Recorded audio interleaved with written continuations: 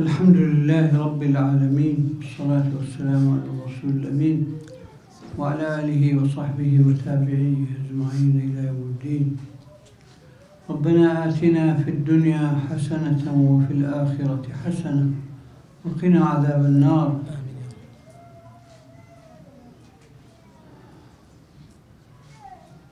براني خوشويس مامۆستایانی بەڕێز و قەدرگران خوشکانی بەڕێز و خۆشەویست، السلام عليكم ورحمة الله.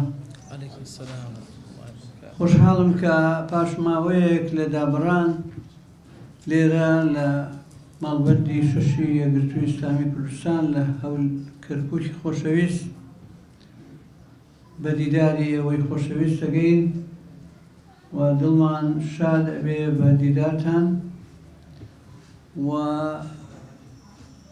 هیوادارین هەمیشە لە خۆشی و لە سەرکەوتن و لە چالاکی و جوڵی ئیجابی و باشا بن. بێگومان پرۆژەی یەکگرتووی ئیسلامی کوردستان پرۆژەی بیناکردنی ئینسانە، پەروەردەیە، ئەخلاق پەسەند چاندنە و ڕێخستنەوەی فکری و بیر و بۆچوونەکانە بەو ئاراستەیە کە خوا پەسەندێتی و شەرعی خوا ئەیگرێتەوە. یەکگرتووی ئیسلامی موفق بووە کە سوپاس بۆ خوا کار لەسەر ئەندامەکانی بکە، کار لەسەر شوێنکەوتوەکانی بکە کە پێشەوەی قسە بکەن کردەوەیان ببێ و قسە لەسەر شتێ بکەن کە کردەوەی تیابوو بێ و شتێک نەڵێن کە نەیکەن یا نەیانەوێ بیکەن یا نەتوانن بیکەن. بۆیە لە هەموو پرۆسەکانە یەکگرتووەکان ئەو خەسڵەتەیان پێوە دیارە و محاولەکەن لە سنووری توانای خۆیانە، لە سنووری معقولە، لە سنووری دروستە قسە لەسەر حتا بەرنامەکانی خۆیان، کاروبارەکانی خۆیان بکەن. بۆیە ئێمە ئێستا لە بەردەمی پرۆسەیەکی سەرنوشتسازی گرنگین کە مەسەلەی هەڵبژاردننی پارێزگاکانە و پارێزگای کەرکووک تایبەتمەندی خۆی هەیە و پێگەی خۆی هەیە لە دڵی هەموو کوردستانیەکە و پێگەی تایبەتی هەیە لە دڵی هەموو ملەتان و مکەویناتی عێراقا بەگشتی. هەموو لایەک چاوی لە کەرکووکە وەکو عێراقێکی بچکۆلە بزان کەرکووک چی بەسەر دێ و دەسەڵات و ئەنجومەنی پارێزگای کەرکووک چی بەسەر دێ، ئەکەوێتە دەست کێ. و بێگومان ڕابردووشیان لە بیرە کە چۆن بووە و لە بیریانە لە ساڵانی ڕابردووە ئەنجومەنەکە چۆن بەڕێکراوە و پارێزگا و پارێزگا کارگێڕانی پارێزگا و پارێزگارەکە و هەمویان لە بیرە. خەڵکی ئەمە هۆشیارە، بە تایبەتی خەڵکی ئەم پارێزگایە هۆشیارە کە نایەنەوێ مەجلیسی تازە و نوێ وەکو ڕابردووی بێ. بێگومان ئەبێ لە فکری ئەوە بن کە گۆڕانکاری ڕووبدا و ئەو گرفتانەی کە لە ڕابردووە بووە دووبارە نەبنەوە. ئێمە لە ڕابردووە لە ئەنجومەنی پارێزگا بووین، دوو براو خوشکێک کە بە شایەتی زۆرێک لە خەڵکی کەرکووک شایەتی ئەدەن لەوەی کە ئەدایەکی باشیان بووە بەپێی ئەو فراوانەی کە ئەنجومەنەکە بووی، بەپێی ئەو دەسەڵاتانەی کە لە دەستیا بووە ڕۆڵی خۆیان بووە و توانیویانە خزمەتی خەڵکی کەرکووک بکەن وەگەر ڕێگریەک بوو بێ لایەن ئەوانەوە نەبوو هیچ کاتێ و هیچ کاتێ گەندەڵی و خواروخێچی ڕووی نەکردوێتە ئەوان ئەگەر بوو بێ بە ڕێگەی تر و لە شوێنی تر دوور نییە بەڵام لای ئەوانەوە شتێک نەبووە وە دۆسییان پاکە لەو مەسەلانە ئەوە شتێکی گرنگە بۆ ئێمە و شانازیەکی گرنگە ئێمە لە ئەنجومەنی داهاتووە کە ژمارەکەی کەمە بێتەوە و گۆڕانکاری زۆریش لە حاڵەتە سیاسیەکە ڕووی داوە و ڕەنگە خەڵکیش عیبرەتی وەرگرتبێ لە خەڵکی تر ڕابردوو چۆن بوون ئێمە بۆ ئەوەی لە سیاقی ئەدەبی خۆمان دەرنەچین ئەوە نەئەڵێن کە پێویستە دەنگدەری کەرکووک ناخیبی کەرکووک پێویستە ئەم جارە بە دقەتر هۆشیارانەتر دەنگ بدە و قیمەتی دەنگی خۆی بزانێ و بتوانێ زۆرترین گۆڕانکاری بە دەنگەکەی بکە ژمارەی ئەنجومەن کەم بۆتەوە حاڵەتی سیاسی گۆڕانی بەسەرا هاتووە و هۆشیاری میلەتیش تا ڕادەیەکی زۆرتر بووە و میساقیەت و توانا و کەسایەتی خەڵکەکانی تریش لایەنە سیاسیەکان زیاتر دەرکەوتەوە بۆ خەڵک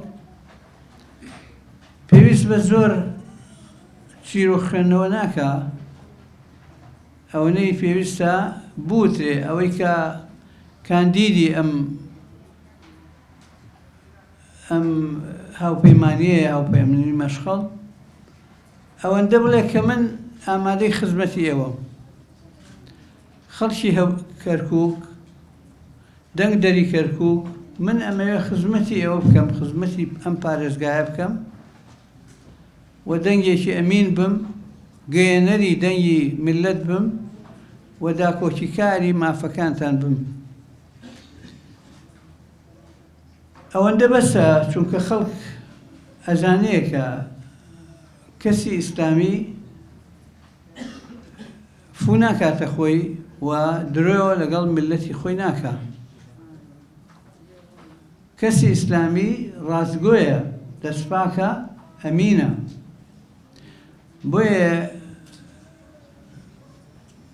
هاوپەیمانی مەشخەڵ ئومێد وایە کە پێگەی خۆی لە ئەنجومەنی داهاتووە ببێ و بتوانێت پارسەنگێکی باش بێ بۆ ئەو حاڵەتە کە لە ناو نوێنەرانی ئەو ئەنجومەنە هەیە ئەو حاڵەتە قەومی و حزبی و مکەویناتی کە هەیە لە ناو ئەنجومەنەکە پرۆژەی مەشخەڵی هاوپەیمانی مەشخەڵ پرۆژەی خزمەتکردنە خزمەتکردن بە هەموو هەوڵاتیان بە جیاوازی ئینتیمای قەومی و تائیفی و عەشائیری و هەرچی حزبی و ئەوەی کە هەڵەبژێرێ دەنگی پێدرێ ئەبێ ئەهلیەتی ئەوەی ببێ خزمەت بکە ئەبێ ئەهلیەتی ئەوەی ببێ کە بزانێ خزمەت بکە و بتوانێ خزمەت بکە ئێمە لە نوێنەرەکانمان کاندیدەکانی ئەو هاوپەیمانیە ئەو ئومێدەمان هەیە و ئەوەیان لێبەردیەکەین بۆیە سەربەرزین کە کاندیدەکانمان خەڵکی پاک و دەستپاک و ئەمین و لێهاتوو لێزان و خەمخۆرن و دڵسۆزن لەبەرەوە کاڵای ئێمە عیبدار نییە خۆم شەوەشکردنیشی ناوێ میلەتی ئێمە تا ڕادەیەکی زۆر هۆشیارە و ئێستا پاک و پیس ئەزانێ و ڕەش و سپی جیاکاتەوە ئێمە مەبەستمانە زۆر کە تەبایی سلمی ئەهلی ئاشتەوایی ئەم شارە پێکەوەژیان لەم شارە بەردەوام بێت. ئێمە بڕوامان بەوە نییە کە لایەنێک بیباتەوە لایەنێکی تر حەزب ببێت، لایەنێک بێ بە ژێرەوە لایەنێک بەحساب براوە بێ. ئەو ئوسلوبە ئەو شێوازە لە مامەڵەکردن لەگەڵ پرۆسەیەکی وەکو ئەنجومەنی محافەزات خزمەت ناکە. ئەسڵ ئەوەیە بە ڕێژەیەکی کەم و زۆر هەموو پێکهاتەکان حزوریان بێ و هەمویان پێکەوە متفق بن لەسەر خزمەتی هەموو خەڵکی هاوڵاتیانی شارەکە و پارێزگاکە بەگشتی. خۆ هەڵناگرێ و دروست نییە و نامەنتقیە کە ئێمە بۆ بازارگەرمکردن و بۆ ئەوەی کە دەنگێ زیا و دەنگەکەم دەست بکەینە چاندنی کەراهیەت و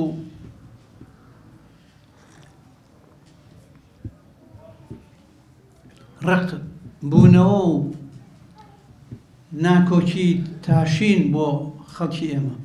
ممکنە خەڵکێک لە ئاستێکە تێبگا لەم شتانە کە ئەمە بانگەشەی هەڵبژاردنە و هیچ نییە و بەڵام بەڕاستی گەنجەکان خەڵکی گشتی ئەو بانگەشە تند و تیژە، ئەو ئوسلوبی شکاندن و تێکدانە بەهەڵە تەلەقیەکە و ممکنە بەهەڵە بەکاری بێنێ.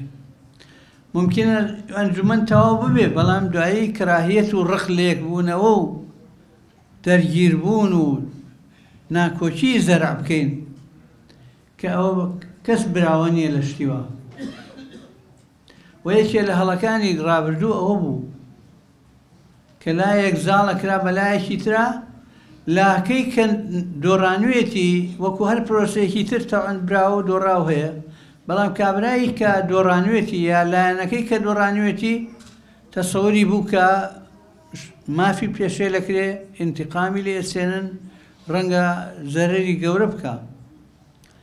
ئێمە لە شارێکی وەکو کەرکووکە و لە ناوچەیەکی هەستیاری وەکو ئەم پارێزگا دروست نییە لەگەڵ ئەو پرۆژە تێکدەرانە بین. ئێمە لەگەڵ ئەبێ ئاشتەوایی بین، لەگەڵ پێکەوە ژیان بین، لەگەڵ ڕێز دانان بین بۆ هەموو مکەوینات و پێکهاتەکان، ڕێز لە هەموو لایەنەکان بگرین، ڕێز لە هەموو پێکهاتەکان بگرین و مافی کەس پێشێل نەکرێ. و براوەی ئێمە یا کاندیدی براوەی ئێمە بێگومان ئەوە ئیلتیزام بکە ئەخلاقیەن، دینیەن، وەتەنیەن ئیلتیزامەکە بەو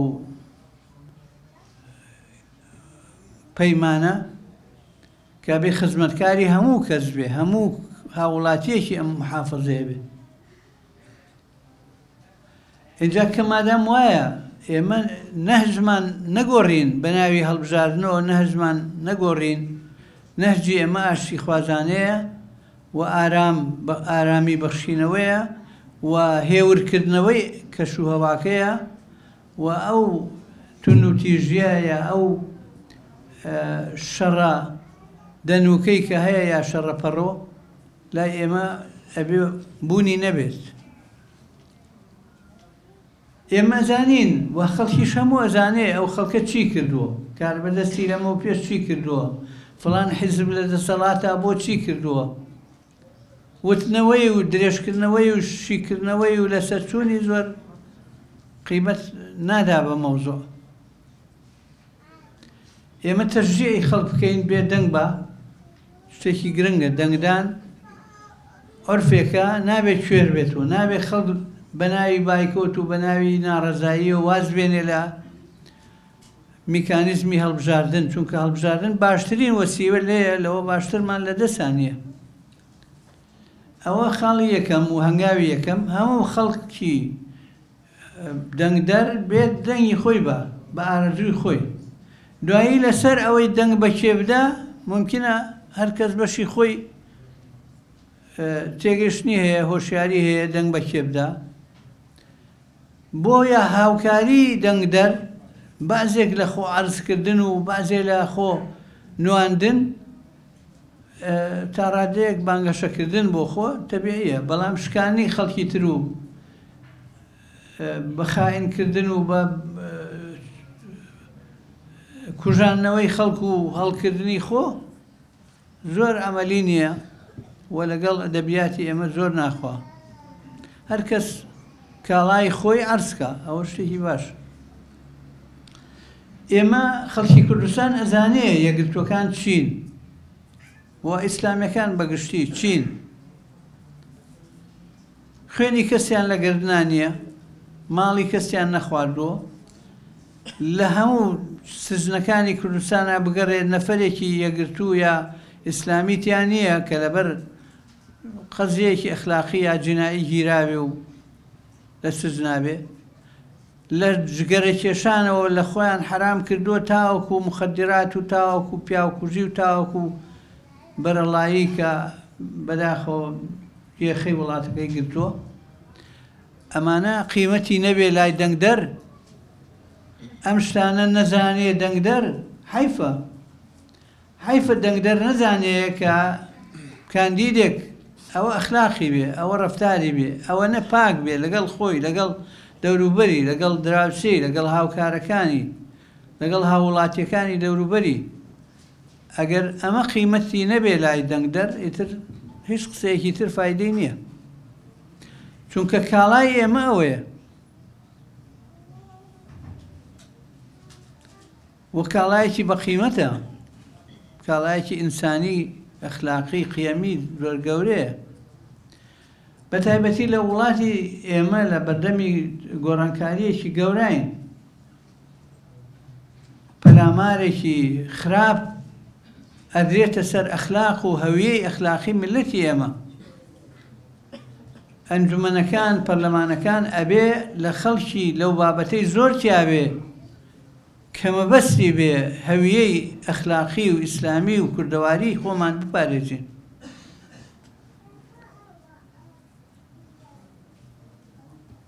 چونکە ئەو شاڵاوێکی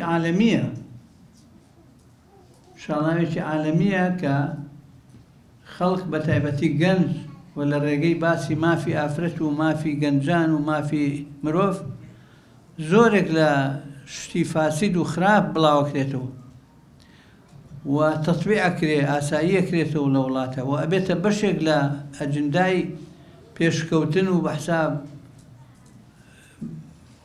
بەرەو پێشچوون. ئەگەر ئێمە ڕێگر نەبین و کار نەکەین لەسەر ئەوەی ئەم مەوزوعە بە شێوەیەک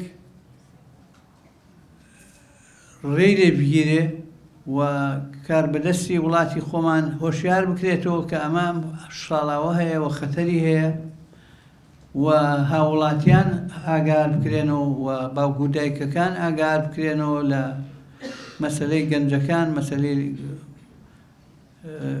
مناڵەکانمان. مەوزوعێکی زۆر هەستیارە. لێرەوە پێویستە کە ئەنجومەنی محافەزە، ئەنجومەنی پەرلەمان، ئەنجومەنی نوێنەرانی بەغا لە هەموو مەحافلە ئینتیخابیەکانە و سەندیکاکان بەگشتی سەندیکای پیشەی هەمویان ئێمە بەشدار بین و خەڵکی ئێمە حزوری ببێ بۆ هاوکاری چاکە و ڕێگرتن لە خراپە. و ئەمە پرۆسەیەکی زۆر گرنگە لە ڕووی سیاسیەوە، لە لایەکی تریشۆ پرۆسەیەکی گرنگە لە پرۆژەی ئیسلاحی ئیجتیماعی.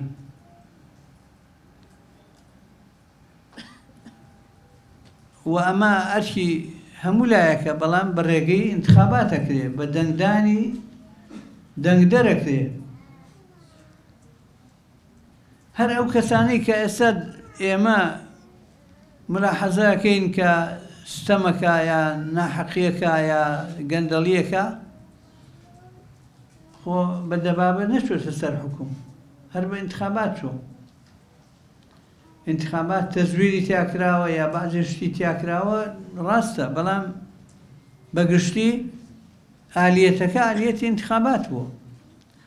لە سا 25 دەنگی داوە ئێوە خەتای ئەو نییە، خەتای ملت و دەنگدەراکە ناچێ دەنگ بە لە ماڵ دانیشێ دوایش گلەیەکە. ئەگەر 25 دەچێ ئەگەر 20% دەچێ ئەو بەو 20% شەرعیەت پێیاکە، دەسەڵاتی وڵاتی یەکەوێتە دەست، دەسەڵاتی ئەو ئەنجومەنەی یەکەوێتە دەست، دوایش گلەیەکەی ئەڵێ بۆ واکە بۆ واکە. تۆ کە دەنگدەری مافی خۆت ئەبەخشی بە ئەو چۆن ئەبێشتیوە؟ ئەسڵەوەیە بچی دەنگی خۆت بێی بەو کەسی کە ئەتەوێت، تاوەکو گۆڕانکاری ڕووبا، تاوەکو ئیسلاحێک دروست ببێ. بۆیە ئومێد وایە کە ئێمە لەم جیهادی ئینتیخابیە موفق بین و خەڵکی ئێمە بەگشتی هاوڵاتیان هۆشیارانە هەنگاو بنێن بە ئینتیخاباتی محافظات بە تایبەتی کەرکووک بەو هەستیاری خۆی لە تەنگژەی ناکۆکی تایفی و ناکۆکی قەومی و ناکۆکی حیزبی دەربهێنرێ. بەوە دەرەیێت کە خەڵکانێک لە ئەنجومەنا بن کە خەمیان ئەوە نەبێ، خەمیان خزمەت بێ، خەمیان گیرفانی خۆیان نەبێ، خەمیان گیرفانی میلەتەکە بێ، هەژار و فەقیر بێ. گرنگە کە ئەم هۆشیاریە بۆ هاوڵاتی دروست ببێ و مافی خۆی تەمەتوع پێ بکە و بچێ بدەم دەنگدانی خۆیەوە. ئێمە بێخەمین لەوەی کە خەڵکی ئێمە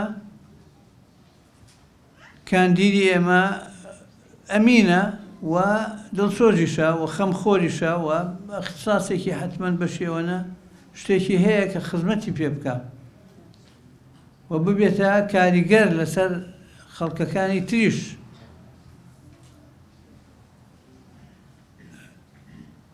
بۆیە پشتگیری کاندیدەکانمانەکەین و ئومێد دەکەین کە لیستی مەشخەڵ سەرکەوتنێکی گەورە بەدەست بێنێ. من جارێکی تر دەستخۆشی لە بەڕێزان لە برایانی کۆمەڵی ئیسلامی، کۆمەڵی دادگەری و برایانی یەکگرتوو لە مەڵبەندی 6 کە زەحمەتە کێشن و ماوەیەکی زۆرەکە لەگەڵ ئەم هەڵمەتەن و ئینشاءڵڵا ئەم چەند ڕۆژەی کە ماوە بەڕێ بکەن بە سەرکەوتنێک ئینشاءڵڵا مژدەی سەرکەوتن ئەبیستین. لە هەموو حاڵەتەکانە ئێوە تەقسیر نەکەن لە ئەرکەکەی خۆتان، نەتیجەکەش لای خوایە و ئینشاءڵڵا هەر خێرە بێ. جارێکی تر دەستخۆشی و سوپاس بۆ ئامادەبوون. ئینشاءڵڵا بە خۆشیەتان بینینەوە جارێکی تر لێرە و لە هەولێر یا لە سلێمانی ئینشاءڵڵا. هەمیشە واین لە دوعای خێر بۆ یەکترەکەین و پشتیوانی هەموو ئیسلاح و چاکە خوازیەکین کە بکرێ لەسەر ئاسی کوردستان، لەسەر ئاسی عێراق بەگشتی و لەو ڕۆژانە سەردانێکمان کرد تا ڕادەیەکی باش ئومێدبەخش بوو. ئینشاءڵڵا دوعا بکەن کە خوای گەورە بە خێری بگێڕێ، چونکە ملەتی ئێمە لە هەرێمی کوردستان لە تەنگژەیەکی دارایی خراپایە خوا ڕەفعی بکە و بازێک گیر و گرفتی ئیداری و ناتەبایی حزبی زەحمەتی میلەتەکەی داوە بەڕاستی. ئێمەش بە دەوری خۆمان وەکو یەکگرتوو منهەجمان وایە کە ناتەباکان ڕێکخینەوە و کار ئارام بکەینەوە و کەش و هەوای دۆستی زیاد بکەین با ئەوەنەی تر سەرێشە بۆ میلەت دروست نەبێت. دوعا بکەین هەموو لایە موفقین لەسەر خێر. جارێکی سوپاس و آخر دعوانا الحمد لله رب العالمين والسلام عليكم ورحمة الله.